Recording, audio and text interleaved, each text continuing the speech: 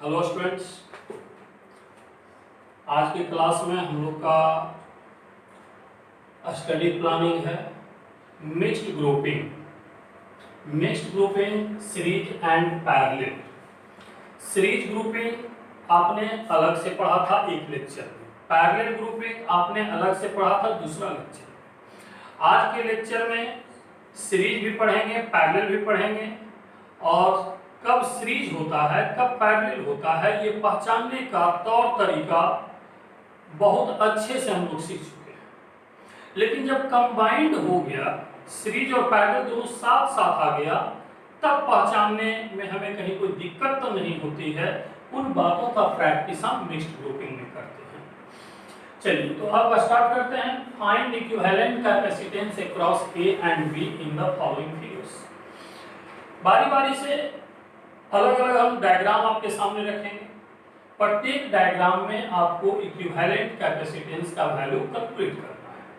जब आप equivalent capacitance calculate करेंगे तो आपको हमेशा ये डिसाइड करना है कि how many capacitors are in series and how many capacitors are in parallel.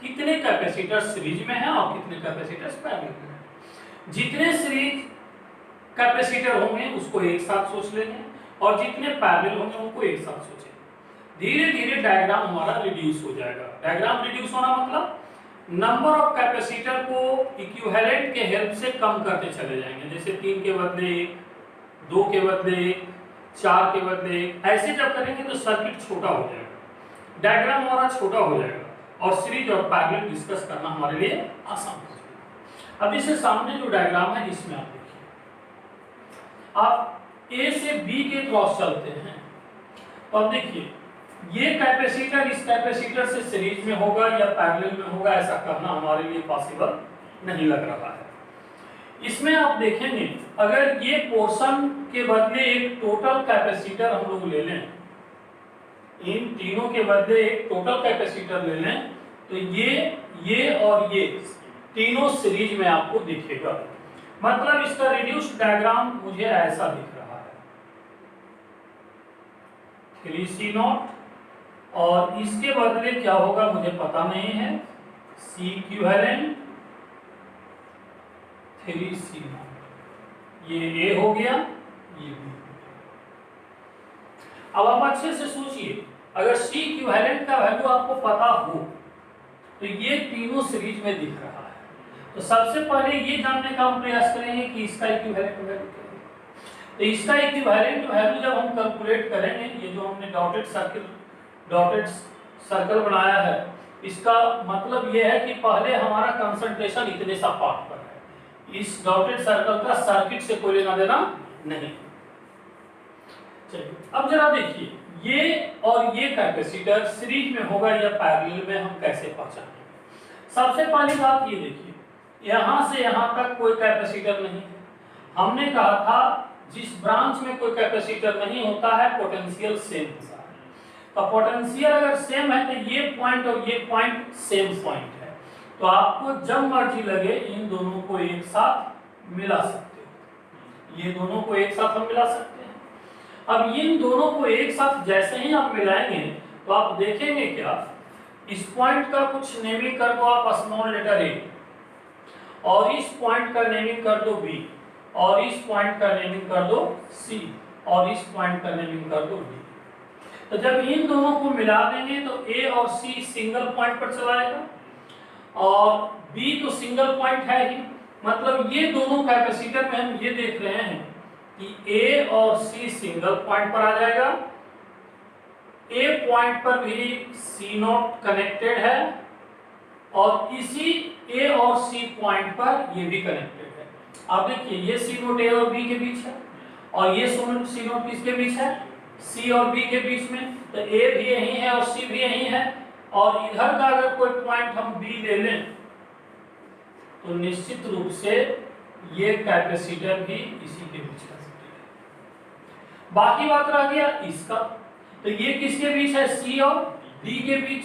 तो सी और डी के बीच कनेक्टेड है, तो डी कहाँ है, डी और बी तो एक ही है। जैसे हमने कहा ए और सी सेम पॉइंट है, वैसे बी और डी भी क्या है, सेम पॉइंट है। तो ये तीसरा नंबर कैपेसिटर कहाँ है, सी और डी के बीच, तो सी यहाँ है और डी यहाँ है, तो ये तीसरा नंबर कैपेसिटर है। अब जरा देखिए तो ये तीनों आपको सीरीज में दिख रहा है, ये पैरेलल में दिख रहा है ना, ये तीनों जब पैरेलल में हो गया तो C इक्विवेलेंट पैरेलल के लिए हम लोग क्या लिखते हैं, C1 plus C2 plus C3 3C। तो इस तरीके से C इक्विवेलेंट हमारा निकल गया। अब C इक्विवेलेंट A B के क्रॉस अगर निकालना है, A से B के क्रॉस, तो A से B तक में ये टोटल वैल्यू आ गया और तीनों का तीनों क्या है, सीरीज में। तो सीरीज के लिए हम लोग इक्विवेलेंट फार्मूला क्या जानते हैं, 1/C equal to 1/C1 plus 1/C2 plus 1/C3। तो देखिए यहाँ पर क्या लिखेंगे, 1/3C0 plus 1/3C0 plus 1/3C0, कोई प्रॉब्लम नहीं। तो 1/C का वैल्यू ये हो गया, तो यहाँ से 1/C का वैल्यू 3/3C0, तो C का value C0 C equal to C0, ये हमारा क्या हो गया आंसर। मतलब टोटल 3 + 2 5 कैपेसिटेंसेज है और सबका इक्विवेलेंट वैल्यू क्या रहा है, C0। आंसर कितना सिंपल हो गया। और सर्किट रिड्यूस होकर के आप देखेंगे तो ये सिंपल A और B के क्रॉस 3 सीरीज में है, तो यहाँ पर पैरेलल और सीरीज दोनों आपको साथ साथ मिला है। फिगर 1 जैसे हमने सॉल्व किया है, इसको नोट कर लीजिए। इसके बाद फिगर 2 नंबर को सॉल्व करेंगे। चलिए, तो फिगर नंबर 1 का सॉल्यूशन के बाद फिगर नंबर 2 देखते हैं। यहाँ पर भी कैपेसिटर्स का अरेंजमेंट दिखलाया गया है। आपको सीरीज और पैरेलल को समझना है कि कहाँ पर कनेक्शन सीरीज में है और कहाँ पर पैरेलल। आप काफी केयरफुली देखेंगे तो यहाँ पर एक नया बात आपके लिए मिल रहा होगा, ये प्रत्येक वायर स्ट्रेट बनाया हुआ है, लेकिन ये वायर जो है यहाँ पर कर्व किया गया है।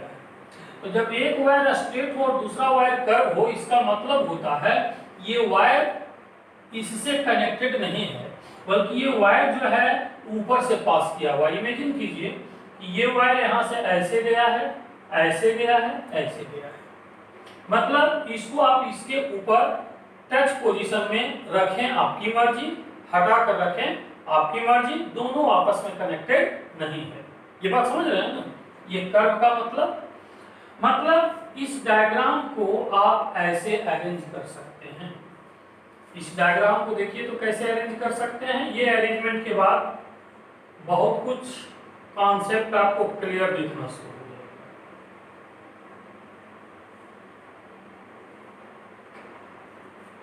ये C है और ये 2C है। इसके बाद इन दोनों के बीच में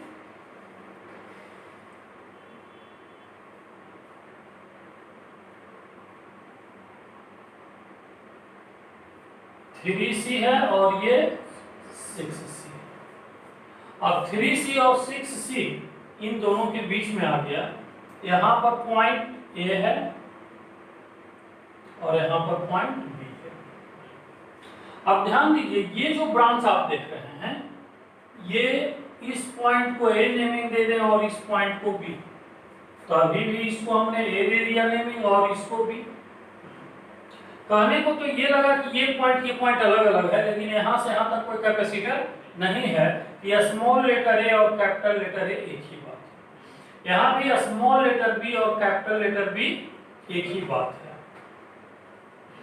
अब देखिए, ये 9C और 18C जिस वायर से कनेक्टेड है, वो वायर जो है इससे कनेक्टेड नहीं है, मतलब इसको ऊपर से उठा कर रख सकते हैं।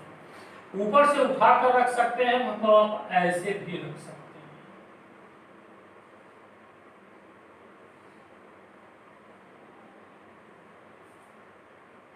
9C 18C, लेकिन ये 9C और 18C किसके बीच कनेक्टेड है, स्मॉल लेटर A और स्मॉल लेटर B। तो स्मॉल लेटर A पर हमने कनेक्ट कर दिया। अब इसको स्मॉल लेटर बी पर कनेक्ट करना है। क्योंकि ये पॉइंट और ये पॉइंट एक ही है, तो आप इसको यहाँ पर कनेक्ट करें या यहाँ पर कनेक्ट करें, कोई फर्क नहीं पड़ता है। आप इसको स्मॉल लेटर बी भी लिख सकते हैं, या स्मॉल लेटर ए भी है। मतलब ये ए और बी के बीच कनेक्टेड है, और ये कैपिटल ए कैपिटल बी लिखिए या स्मॉल ए स्मॉल बी। अब देखिए दोनों डायग्राम को फिर से कंपेयर कीजिए। डायग्राम में कोई चेंज हमने नहीं अभी तक किया है। हमने सिर्फ क्या किया है कि ये जो वायर यहाँ से यहाँ पर रखा हुआ है, इसको हमने यहाँ से उठा लिया है, और इसको जब यहाँ से उठा लिया हमने, तो इसको ऐसे लाकर ऐसे रख दिया है। वायर में हमें सुविधा होता है कि अगर लेंथ ऑफ द वायर ज्यादा है तो अपने हिसाब से कहीं से भी हम घुमा सकते हैं, इधर उधर कर सकते हैं ना। आप लोग सारे लोग समझ चुके हैं कि इस डायग्राम को इस डायग्राम में जब हमने कन्वर्ट किया है तो डायग्राम में कोई चेंज नहीं हुआ है। लेकिन ऐसा करने से हमें फायदा क्या मिला है? हमें फायदा ये मिला कि ये दोनों सीरीज में दिखना शुरू हो गया। अब इसका इक्विवेलेंट फार्मूला आप लगा सकते हैं। तो इसका इक्विवेलेंट फार्मूला आप लगाएंगे तो C1 इंटू C2, सीरीज में फार्मूला कैपेसिटर का सीरीज रेजिस्टेंस के पैरेलल जैसा होता है। तो C1 C2 divided by C1 plus C2। अब देखिए यहां से ये वैल्यू कितना आ जाएगा, 9 इंटू 18 डिवाइडेड बाई 9 प्लस 18। ये वैल्यू कितना आएगा, यहां से आप देखिए 9 इंटू 18 डिवाइडेड बाई 27, ये 6 आ गया। अब यहां पर 6C, चूंकि सभी वैल्यू C के टर्म में दिया तो इसको 6C। जैसे ये दोनों सीरीज में आपको दिख रहा है, उसी तरीके से आप देखें तो ये दोनों भी आपको सीरीज में दिख रहा है। तो 3C और 6C का सीरीज क्या होगा, 3C सीरीज 6C के साथ बना रहा है, तो 3C into 6C divided by 3C plus 6C, 2C आ गया। अब देखिए ये डायग्राम कितना छोटा हो चला है। ये इस ब्रांच में आप C दिखला रहे हैं, अकेला कैपेसिटर है, और 3C और 6C मिलकर भी क्या हो गया, एक सिंगल कैपेसिटर हो गया। 3C और 6C मिलकर सिंगल हो गया, कितने के बराबर, 2C। तो ये C हो गया और ये हो गया 2C, और यहां से यहां तक एक 2C फिर नीचे है, 2 टाइम्स C फिर यहां पर आ गया, और इसके नीचे फिर इसके बीच में चले जाए कि ये कितना है, 6C। अब देखिए सारा सीरीज हमें खत्म दिख रहा है और सब पैरेलल में दिख रहा है। ये A पॉइंट इधर है और B पॉइंट इधर है। अब फाइनली जब C इक्विवेलेंट इसका निकालेंगे तो C इक्विवेलेंट इक्वल टू, इसको 1, इसको 2, इसको 3, इसको 4 अगर मान लें तो C plus 2C plus 2C plus 6C कितना हो जाएगा, 11C। यही हमारा आंसर।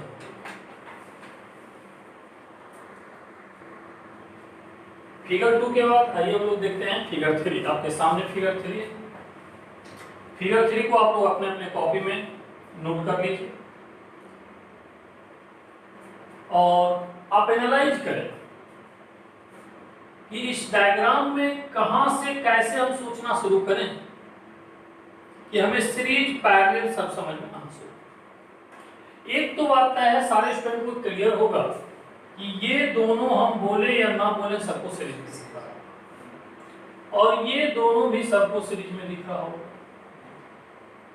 बाकी बात रह गया इस पॉइंट से इस पॉइंट के बीच एक भी कैपेसिटर नहीं है, मतलब दोनों का पोटेंशियल सेम होगा, ये पॉइंट और ये पॉइंट सेम होगा। इसको आप यहां पर मिला सकते हैं।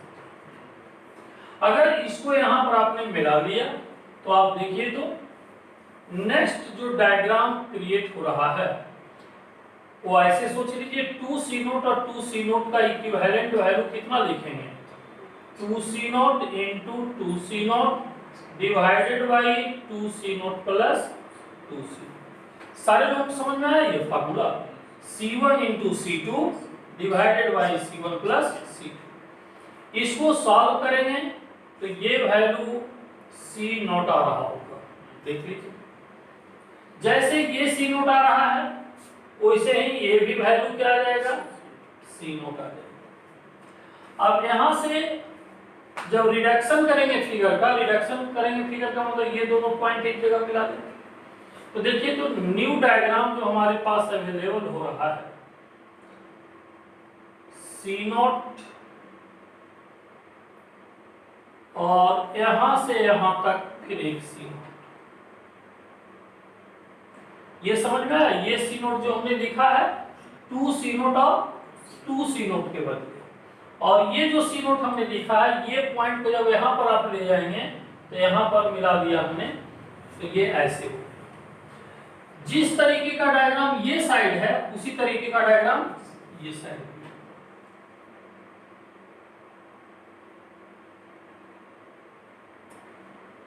और ये पॉइंट ऐसे। अब आप देखें कि कौन सा कैपेसिटर इसमें दिखलाना बच गया है, इस पर नजर, इसको यहां पर हमने मिला दिया, इसको यहां पर मिला दिया, तो ये साइड और ये साइड कंप्लीट हो गया, ये रख गया। चलिए इसको यहां पर ले बी और ए, ये हो गया 2c। अब देखिए ये ब्रांच और ये ब्रांच पैरेलल में दिख रहा है, क्लियरली दिख रहा होगा, और ये भी और ये क्या दिख रहा है, पैरेलल में। तो c0 और c0 का पैरेलल कितना होता है, 2c0। c0 और c0 का पैरेलल कितना होता है, 2c0। तो इन दोनों को मिलाकर एक ब्रांच आप कर लीजिए, 2c0, फिर ये भी हो गया 2c0, ये ए पॉइंट है ये, और इसके बीच ये आ गया 2c। अब देखिए ये एक ही स्ट्रेट लाइन है, कर्व करके, मतलब इसको सीधा रखा नहीं गया है। आप चाहें तो यहां से ऐसे पकड़िए और इसको एक सीध में खींच सकते हैं, तो ये दोनों क्या होगा, सीरीज में होगा। अब ऐसे भी एनालाइज कर सकते हैं, ये पॉजिटिव है और ये नेगेटिव है।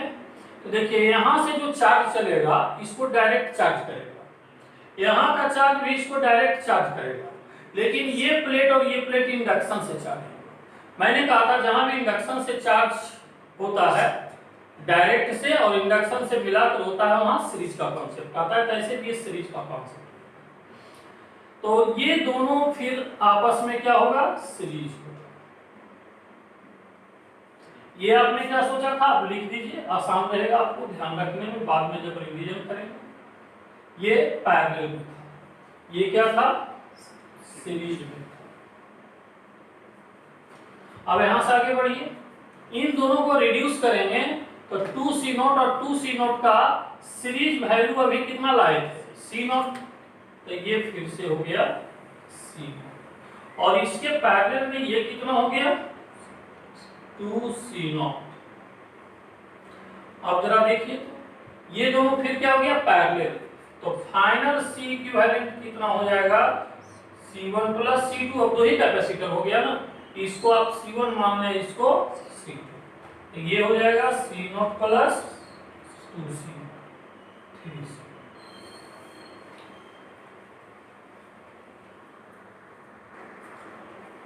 फिगर 4 में एक हेक्सागन दिखाया गया है। हेक्सागन के 6 साइड्स पर 6 कैपेसिटर्स अरेंज किया गया है। हेक्सागन का corner point A B C D E F दिया गया है। Find equivalent capacitance across A and C.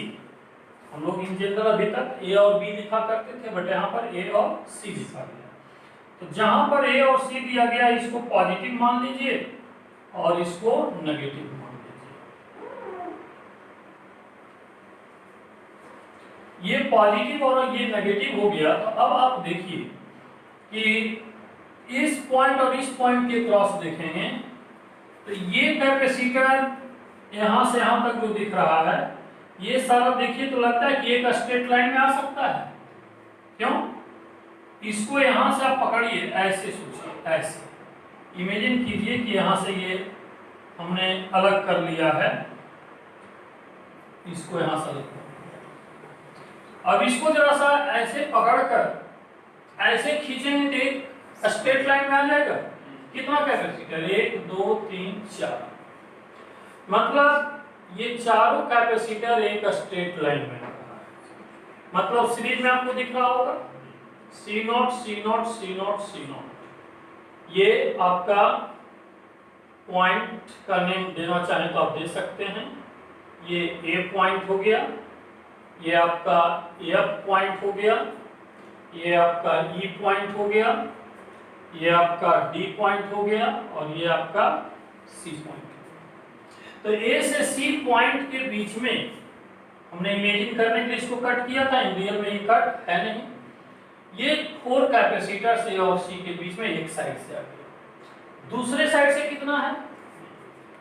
2 capacitor है। तो 2 कैपेसिटर है तो ये 2 कैपेसिटर को आप यहां लगा दीजिए।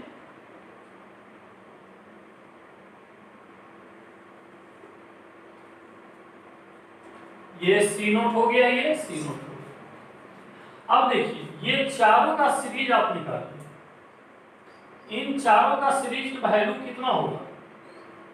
1/C equivalent equal to 1/C0 plus 1/C0 1/C0 plus 1/C0। Direct भी आप पढ़े थे कि जितने कैपेसिटर्स होते हैं डिवाइडेड बाई m।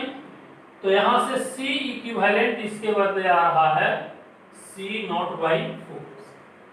उसी तरीके से इसका इक्विवेलेंट कितना आ जाएगा? C0/2। अब दोनों को रीअरेंज करके आप ऐसे लिख सकते हैं C0/4 एंड C0/2। अब देखिए तो क्या हो गया, ये दोनों पैरेलल में हो गया। तो फाइनल इन दोनों का पैरेलल वैल्यू क्या आ जाएगा? इन दोनों का parallel value C equivalent equal to C0/4 plus C0/2। तो ये कितना हो जाएगा? C0/4 plus 2C0/4 equal to 3C0/4। Answer. आप लोग के लिए होमवर्क हम छोड़ रहे हैं। इस प्रॉब्लम में A और C के बीच इक्विवेलेंट कैपेसिटेंस पूछा गया है, बट कोई जरूरी नहीं कि A और C के क्रॉस ही हो। Find C equivalent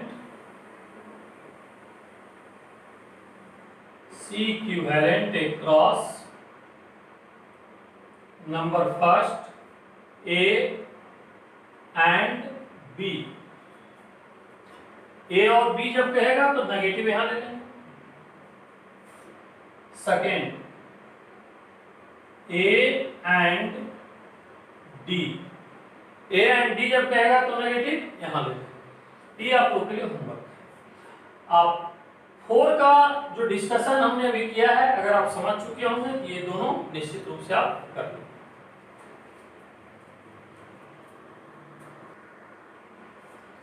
5 number diagram.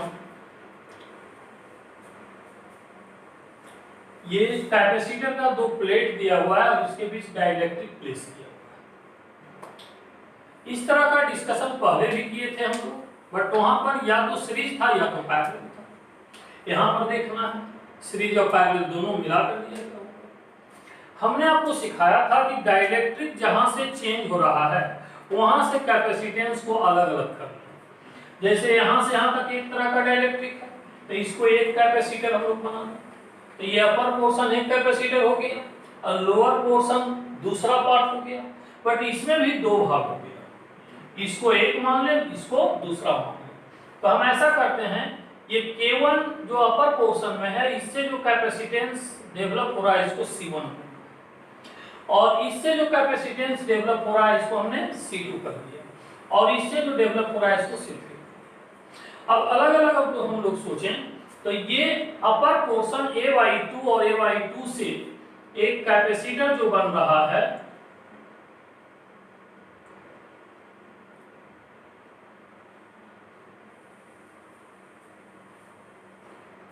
ये A/2 है और ये भी A/2 है।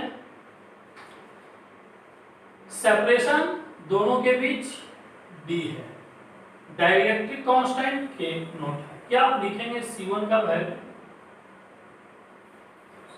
ε0 K0 A/2 divided by separation, मतलब ε0 K0 A divided by 2B। ये हो गया C1 का। जैसे हमने C1 लिखा उसी तरीके से आप C2 लिखिए। C2 का वैल्यू आप क्या लिखेंगे? तो C2 के केस में सेपरेशन कितना रह जा रहा है D/2 और डाइलेक्ट्रिक कांस्टेंट का वैल्यू उतना ही है K0। सरफेस एरिया A/2 और सेपरेशन D/2 कितना आ गया वैल्यू ε0 K0 A D। जैसे आपने C2 कैलकुलेट किया उसी तरीके से C3 कैलकुलेट करेंगे।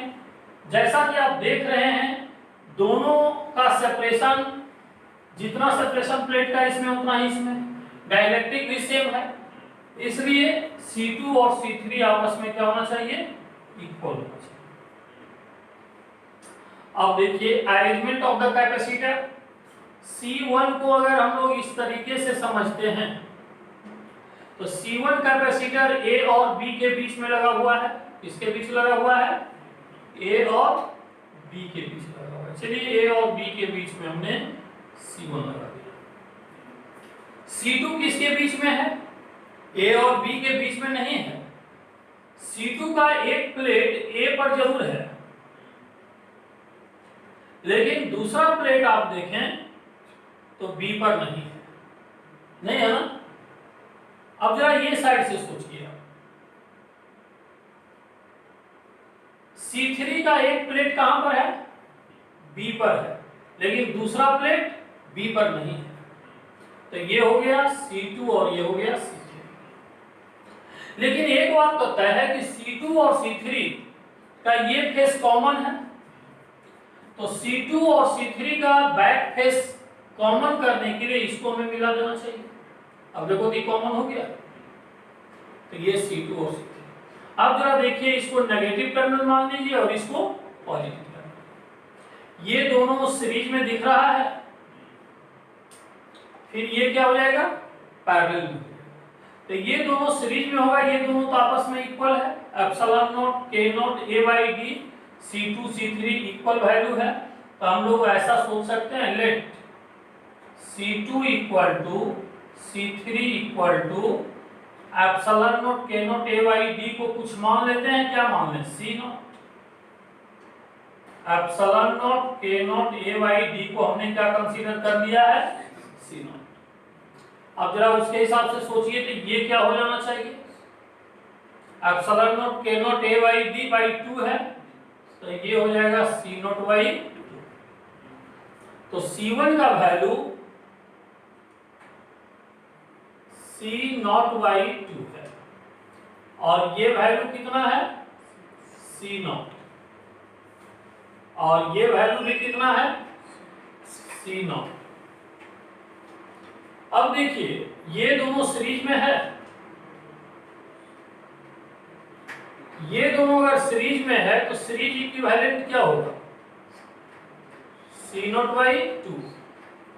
तो C equivalent equal to C0/2 plus C0/2 equal to C0। यही हमारा आंसर हो गया। लेकिन आंसर C0 नहीं लिखेंगे। C0 हमने किसको कंसीडर किया? ε0 K0 A/D को। तो ये हो जाएगा C equivalent equal to epsilon not K not A by D।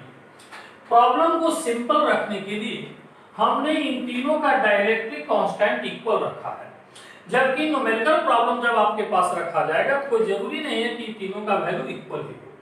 जब इक्वल था तो हमने इक्वल रखा है, जब इक्वल नहीं रहेगा तो इक्वल नहीं रखेंगे।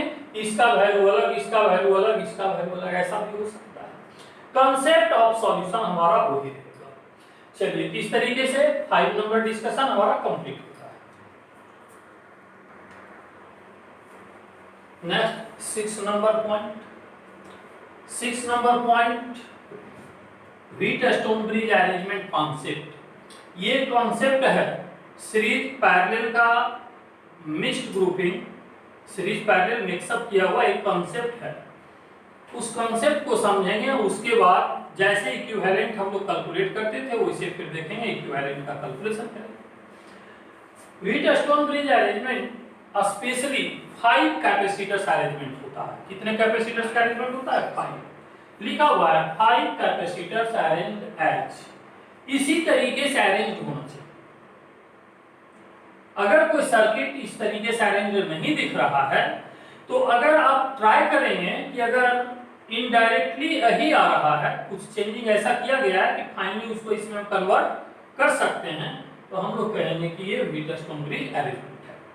सबसे पहली बात, व्हीटस्टोन ब्रिज अरेंजमेंट को पहचानने का तरीका क्या है जिसमें आप गलती ना करें। इसमें C1 और C2, C3 और C4 ये जो अरेंजमेंट दिखला रहे हैं, ये 5वां नंबर जो कैपेसिटर है ये इस तरीके से है। मान लो कि किसी स्टूडेंट के दिमाग में चल रहा होगा अगर 5वां ऐसे रख दें तो व्हीटस्टोन ब्रिज अरेंजमेंट नहीं होगा। 5वां ऐसे रखने से व्हीटस्टोन ब्रिज अरेंजमेंट नहीं होगा। एक बात और, कुछ स्टूडेंट के दिमाग में ये भी आ रहा होगा, ये व्हीटस्टोन ब्रिज नेम क्यों पड़ा? तो व्हीटस्टोन ब्रिज नेम क्यों पड़ा? तो Wheatstone bridge the name of the scientist है। क्या है? आप लोग कुछ और नहीं सोच रहे? क्यों? व्हीट मतलब गेहूं, स्टोन मतलब पत्थर, और ब्रिज मतलब जोड़ने वाला, यानी दो पत्थर को जोड़ने से आटा चक्की भी बनता है, पता है ना? आटा चक्की जो बनता है उसमें क्या होता है? कौन से? उसमें भी दो स्टोन को एक दूसरे के ऊपर रखा जाता है। देखिए जो दूसरा मीनिंग हमने समझाया वो आउट ऑफ फिजिक्स है, वो फिजिक्स की बातें नहीं है। फिजिक्स की बातें यही है कि Wheatstone bridge the name of scientist है। लेकिन चलिए जो आउट ऑफ फिजिक्स हम बात कर रहे थे, थोड़ा सा 1 मिनट हम उस पर बात करेंगे, क्या फायदा है। मैंने जो कहा कि 2 स्टोन होता है, आटा चक्की में 2 स्टोन होता है, एक ऊपर हो गया और उसके नीचे ये दूसरा हो गया। और जो ब्रिज बनाते हैं उसमें इस तरीके से बनाते हैं, रॉड जो रहता है वो इस तरीके से रहता है। आप जरा सोचें, ये रॉड ऐसे नहीं करके ऐसे कर लेंगे तो क्या गेहूं की पिसाई हो पाएगा? क्या नहीं ना। अब चलिए इसके ये साइड के कैपेसिटेंस को C1 ले लीजिए, इसको C2 ले लीजिए, इसको C3, इसको C, तो ये क्या है? C5। देखिए कि ये भी 5 कैपेसिटर का एलिमेंट दे रहा है। ये इमेजिनेशन हमने आपको क्यों करने के लिए कहा? ये इमेजिनेशन से फायदा क्या है? आपके दिमाग में आ गया होगा कि आटा चक्की जो हम लोग यूज करते हैं उसमें रॉड ऐसे होता है, ऐसे नहीं होता है। तो वहां पर भी आप ध्यान रखेंगे कि ये ब्रांच ऐसे होगा तो व्हीटस्टोन ब्रिज होगा, ऐसे होगा तो व्हीटस्टोन ब्रिज नहीं। चलिए तो व्हीटस्टोन ब्रिज का जो कंपैरिजन हमने किया, व्हीटस्टोन और ब्रिज का वर्ड मीनिंग पर आधारित आटा चक्की से जो मैंने कंपैरिजन किया, this is out of physics. आप इसको एंटरटेनमेंट की तरह ले सकते हैं, वो फिजिक्स का कोई कॉन्सेप्ट नहीं है। चलिए तो फिजिक्स के कॉन्सेप्ट के अकॉर्डिंग ये 5 कैपेसिटर इस तरीके से अरेंज है, तो ये व्हीटस्टोन ब्रिज अरेंजमेंट कहलाएगा। ये 2 तरह का अरेंजमेंट होता है, एक unbalanced WSBA Wheatstone bridge arrangement और दूसरा बैलेंस्ड व्हीटस्टोन ब्रिज अरेंजमेंट। कैसे आप समझेंगे कि व्हीटस्टोन ब्रिज अरेंजमेंट बैलेंस्ड है और कैसे आप समझेंगे कि बैलेंस्ड नहीं है? तो देखिए रेशियो आप देखिए C1 और C2 और C3 और C4, इसका रेशियो अगर इक्वल नहीं है तो ये अनबैलेंस्ड कहलाता है। और ऐसे केस में potential of point C is not equal to potential of point D. C और डी पॉइंट का पोटेंशियल ऐसे केस में इक्वल नहीं होता है। लेकिन बैलेंस्ड जब हम लोग स्टडी करते हैं कि इन दोनों का वैल्यू क्या होता है, इक्वल होता है। और ऐसे केस में सी पॉइंट और डी पॉइंट का पोटेंशियल सेम होता है। जब सी और डी पॉइंट का पोटेंशियल सेम होगा तो potential difference VC minus VD का वैल्यू क्या होगा, 0। और जब पोटेंशियल डिफरेंस 0 होगा तो ये फिफ्थ नंबर कैपेसिटर पर चार्ज का वैल्यू अगर Q5 हम लोग ले लें तो Q5 equal to C5 into VCD। VCD मतलब C और D के बीच का पोटेंशियल डिफरेंस। तो जब पोटेंशियल डिफरेंस 0 होगा तो निश्चित रूप से चार्ज का वैल्यू भी 0 होगा। तो Q5 का वैल्यू भी क्या होगा, 0। ये वायलेंस व्हीटस्टोन ब्रिज का कांसेप्ट है। और जब पांचवा नंबर कैपेसिटर जिस पर चार्ज है ही नहीं, कैपेसिटर का यूज किस लिए करते हैं, चार्ज स्टोरेशन के लिए। तो जब किसी कैपेसिटर पर चार्ज एब्सेंट हो तो उस कैपेसिटर को सर्किट में आप रखें ना रखें आपकी मर्जी है। तो इसके आधार पर अब आगे क्या करेंगे, अब देखिए तो नेक्स्ट डायग्राम C5 को रिमूव कर दो, रिमूव C5। क्यों हमने कहा रिमूव C5, इसलिए उस पर कोई चार्ज नहीं है। अब नेक्स्ट डायग्राम जब आप डिस्क्राइब करेंगे तो आप देख लें ये C1 और ये C2, फिर ये C3 और ये C4। अब यहां से आप देखिए C1, C2, C3 और C4 जो हमने आपको समझाया, ये दोनों सीरीज में आपको दिख रहा होगा, ये दोनों भी सीरीज में दिख रहा होगा, और फिर ये क्या है, पैरेलल में। अब न्यूमेरिकल प्रॉब्लम कैसे पूछेगा आप ये सोचिए। मान लो कि ये C1 का वैल्यू 2 माइक्रोफैराड दिया हुआ है और ये C2 का वैल्यू 4 माइक्रोफैराड दिया हुआ है। C3 का वैल्यू भी ऐसा ही कुछ ले लेते हैं, ये 3 माइक्रोफैराड है और ये 6 माइक्रोफैराड है। देखिए तो ये बैलेंस्ड व्हीटस्टोन ब्रिज है या अनबैलेंस्ड है, बैलेंस्ड है। क्यों, तो इसका रेशियो 1/2 और इसका भी रेशियो 1/2।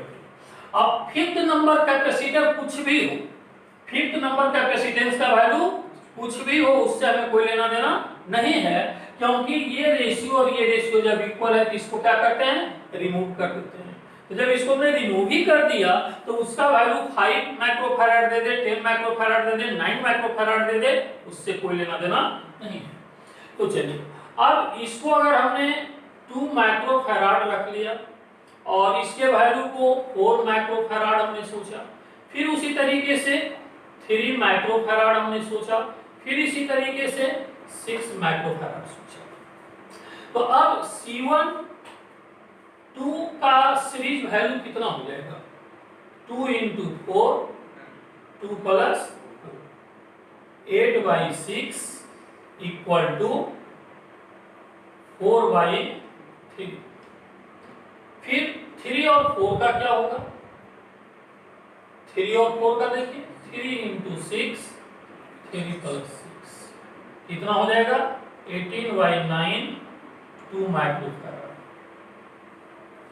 अब ये दोनों जब पैरेलल में है तो C इक्विवेलेंट क्या हो जाएगा, C12 + C34, 4/3 + 2 कितना हो जाएगा, 10/, यहां से आप देख लीजिए, 4 + 6 डिवाइडेड बाई 3, 10/3 माइक्रोफैराड। ये हमारा 6 नंबर का आंसर है।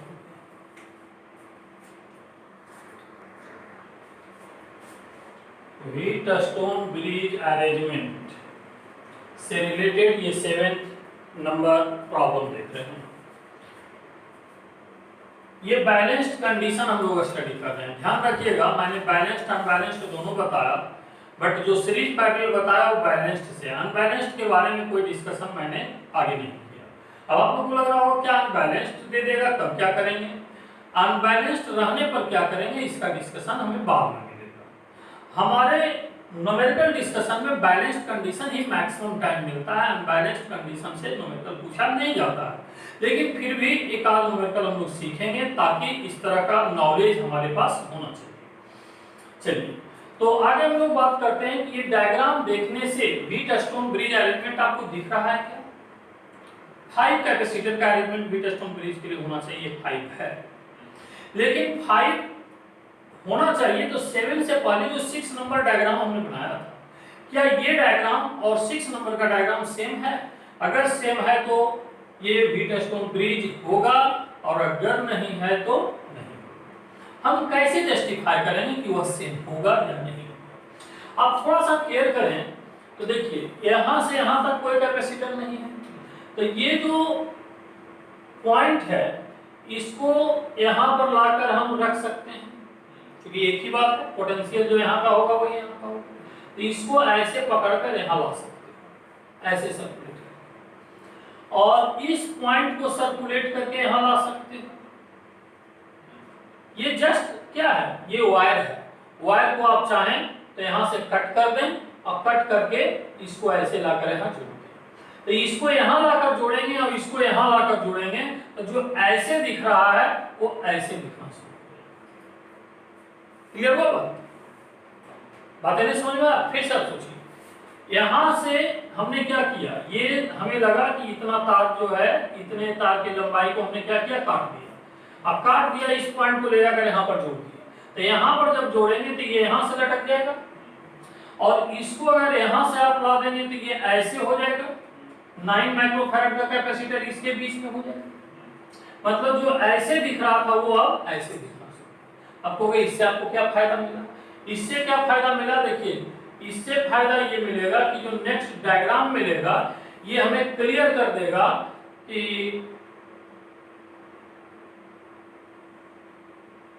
ये व्हीटस्टोन ब्रिज अरेंजमेंट है या नहीं। तो 9 माइक्रोफैराड जो ऐसे है वो ऐसे हो गया, ये किसके बीच में इस तरीके से हो रहा है, 3-6 के बीच में एक पॉइंट इसका जा रहा है, और इसका दूसरा पॉइंट किसके बीच में है, 6 और 12 के बीच में, तो ये पॉइंट किसके बीच में है, 3 और 6 के बीच में, और 6 और 12 के बीच में क्या है, फिर ये पॉइंट है इसका, तो यहां पर कर दीजिए 6 माइक्रोफैराड, और ये देखिए तो 12 माइक्रोफैराड, ये पॉइंट ए था इधर का और इधर का पॉइंट बी था। आप चाहें तो इसको मान सकते हैं सी, तो ये हो जाएगा डी, तो ये हो गया सी।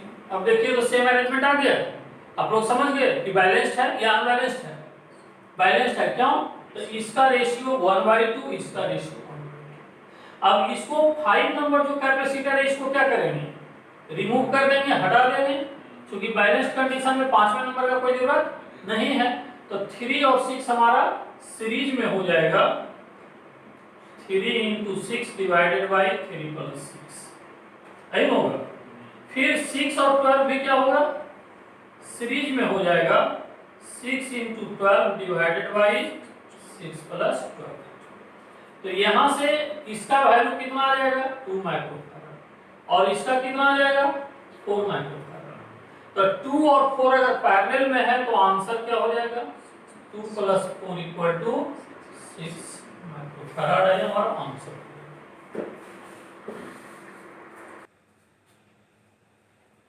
चलिए 8 नंबर फिगर और 9 नंबर फिगर दिया हुआ है, इसमें हम कोई भी सॉल्यूशन नहीं करने जा रहे हैं, दोनों का आंसर हमने लिख दिया, आप लोगों के लिए होमवर्क है, और हमें लगता है काफी सिंपल प्रॉब्लम है। 7 नंबर का सॉल्यूशन देखिए, लगता है लाइट चला गया है, लाइट हल्का हो गया है, क्या आप लोग को दिख रहा है पीछे वाले स्टूडेंट को सभी को अच्छे से? अब यहां से आप देखिए कि ये डायग्राम देखकर आपको डिसाइड करना है कि बैलेंस्ड व्हीटस्टोन ब्रिज अरेंजमेंट है या नहीं। तो बैलेंस्ड व्हीटस्टोन ब्रिज अरेंजमेंट है या नहीं, इसको भी देखना है और इसको भी देखना है। तो इसको और इसको दोनों को अगर आप देखेंगे तो निश्चित रूप से आप देखें तो इसको ऐसे पकड़कर ये साइड कर लें, ये साइड कर लें, तो ये बीच वाला 5वां नंबर कैपेसिटर बन जा रहा है। ये दोनों का रेशियो और ये दोनों का रेशियो देखिए तो क्या है, इक्वल आ रहा है। ये 5वां नंबर कैपेसिटर बन रहा है, इसको रिमूव आउट कर लेना है। फिर जैसे 7 था वैसे 8 है। इसमें आप देखिए ये 9 माइक्रोफैराड कैपेसिटर को ऐसे करके लगाया गया है। इसको आप बाहर से जो आपने रखा है तार को आप छोटा कर लीजिए, इसको आप उठाकर यहां भी कनेक्ट कर सकते हैं। तो आप इसको यहां पर जब प्लेस करेंगे तो एकदम ओरिजिनल फिगर जो 6 नंबर में हमने बनाया था उसके जैसा दिखना शुरू हो जाएगा। और जब ऐसे आपने रख दिया है तो लग रहा है जैसे कुछ अलग है। हकीकत है 8 नंबर, 9 नंबर, 7 नंबर ये सारा डायग्राम ही एक है। 6 नंबर सब एक है। 6, 7, 8, 9 ये सारा का सारा discussion balanced Wheatstone bridge arrangement है।